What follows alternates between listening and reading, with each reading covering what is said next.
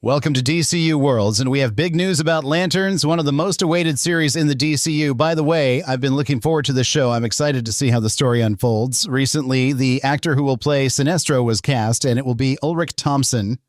We also got behind-the-scenes images from the series, and from what we've heard, filming should begin next week.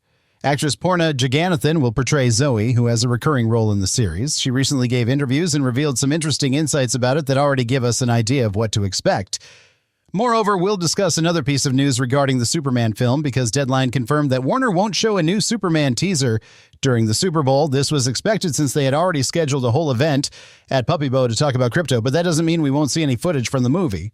So let's dive into all of this. There's a lot to discuss, but before we start, don't forget to hit the like button, comment below, and subscribe for more content like this. Also, follow our other social media on Instagram and Threads. I'll keep you updated about this universe we love so much. Well, first off, let's talk about casting Sinestro, a very important character in the Green Lantern lore. I think bringing him into the series already shows us that it won't just take place on Earth, it might involve other galaxies in the DCU. The news that Ulrich Thompson is playing Sinestro in the Lantern series was confirmed by Deadline. I confess I didn't remember much about him until I checked his IMDb history. He has worked on projects I've seen like Counterpart and The Blacklist, and he was even in that Hitman movie, Agent 47. I did quite a bit of research on him to see if he's a good actor, and based on his filmography, I think he could be an excellent Sinestro. Now, an important aspect of Sinestro is his V-shaped hair. He already has it. Of course, I know they can achieve that with makeup, but he naturally has that hairstyle, so they won't have much work there. And hey, have you noticed how big the Green Lantern family is getting for the start of the DCU? We have Aaron Pierre as John Stewart, Kyle Chandler as Hal Jordan, Nathan Fillion as Guy Gardner alongside Green Lantern villains, and now Ulrich Thompson as Sinestro. Besides confirming Sinestro in Deadline's article, we also got a brief summary of what we can expect from him in the Lantern series. Sinestro is a former Green Lantern who turned rogue and is described as ruthless yet undeniably charming. Sinestro's manipulative nature drives his enduring obsession with his former mentee, Hal Jordan. Well, this description is totally valid according to what we have in the comics. Sinestro is one of those villains, right?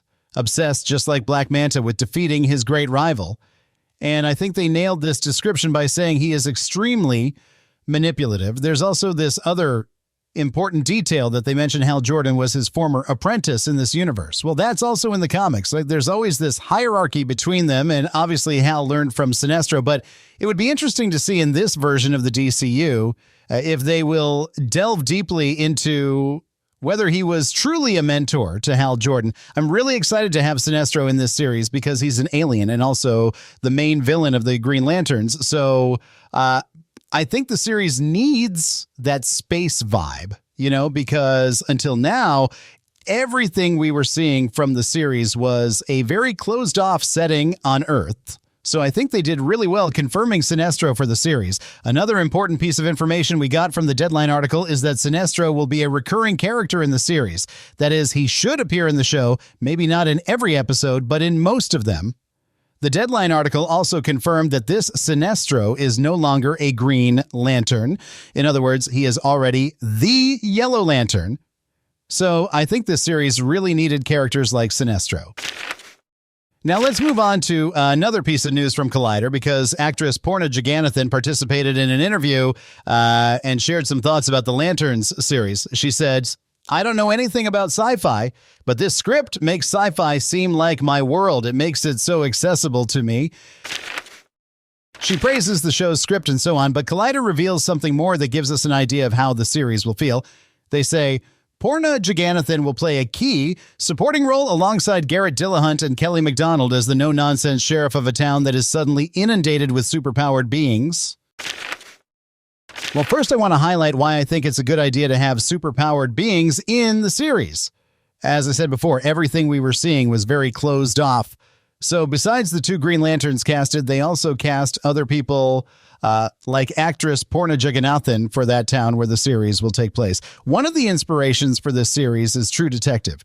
And True Detective is an extremely well-contained series set in that town and environment where crime occurred. So having other superpowered beings already makes me feel a bit relieved because we'll have more elements from Green Lantern comics and not just those two Green Lanterns doing something in that town where there will probably be some space crime happening. Well, now let's talk about those images that actor Garrett Dillahunt revealed. He will also play a recurring character in the story, and from the information we got, he will be the sheriff of that town. So he posted some photos on his Instagram showing the actors' chairs, including Kyle Chandler's, highlighting part of the production team. So those behind-the-scenes images you're seeing are actually from the camera test. And as you know, the camera test allows actors to try on their costumes and see the best angles to adjust everything before filming begins. So you see there that the image is in black and white, probably to not show the costumes. So it's clear that the series is well underway and filming should start in the coming weeks. I'm really curious to see how the story of the series will unfold, since the series will be the first DCU production to present the great threat of this first chapter, Gods and Monsters. So it's going to be a very important series for the DCU. Well, now let's talk about this last piece of information we got, because Deadline confirmed that Warner won't show a new Superman trailer at the Super Bowl, since they already showed the teaser during the AFC and NFC games. And to me, that was very evident. It was quite obvious. But there will be the Puppy Bowl, which is a dog event. So in that event, there should be a clip of Superman with Krypto. And that was kind of obvious because if you think about it, the movie is set to release in July, right? On the 11th. So they already released a trailer now. I mean, in December, right? So they should only start promoting a new trailer around May, since the film is coming out in July. So they should drop like 1 or 2 trailers by mid or early May. Maybe it will even be the final trailer, but that depends on the movie's marketing department. I believe there will only be 2 trailers.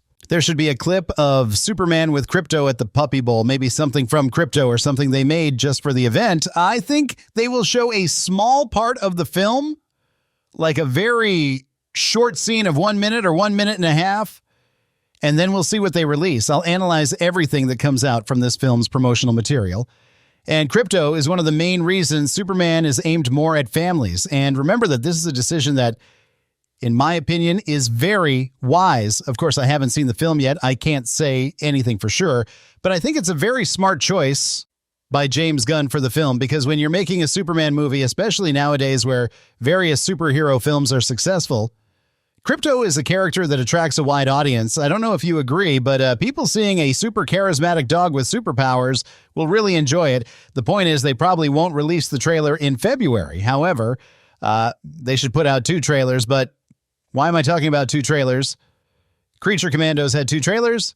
It had a teaser trailer and then an actual trailer. And I think it's much better this way because the first teaser for Superman doesn't show anything at all from the film. And I don't know if you remember, but Warner used to release 3 trailers back in the day, like 1 teaser trailer, 1 regular trailer, and 1 final trailer. What I mean is that it's not advantageous for the film's promotional material because it's a marketing strategy that reveals too much of the entire film. And I think Hollywood needs to learn from this. I hope DC Studios doesn't fall into this idea of releasing 3 trailers, because it's really bad for the movie's marketing. Just imagine if they show Supergirl in one of the trailers, and how would that look? Yeah, we know as fans of DC that Supergirl is in the movie, but only general audiences don't know. So it's important to consider that some things about the film should only be seen in theaters. So I really hope they don't reveal anything from the movie in the next trailer. Well, guys, that's all I wanted to share with you. Don't forget to hit like button, comment below, and subscribe for more content like this. Thank you very much for watching, and I'll see you in the next video.